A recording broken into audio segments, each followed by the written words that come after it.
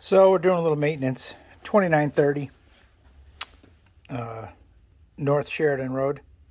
These are the hold downs for the boiler doors. There's 16 of them. Yeah, I got 16 of them. So I got the boiler hold down. This little nut. It's actually just a big 5/8 by 11 nut and a handle. Well, this hardware is really worn and obsolete. So we can't get them tightened, and we can't orientate this pin.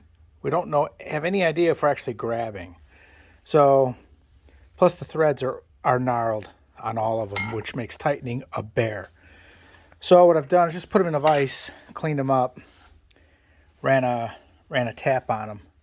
But then I'm also, when I'm out for that, I'm taking a self-centering punch on the on this side, and just gonna put a couple of clicks in it, because I'm just gonna use these bolts to tighten down instead of these big doohickeys. And while I'm doing that, I can reference this punch mark I put and know where the top's gonna be. So I figure it'd take me, I don't know, probably take me an hour or so to go down and clean all these up, put them on the wheel, and I can reinstall these tomorrow with new boiler gaskets.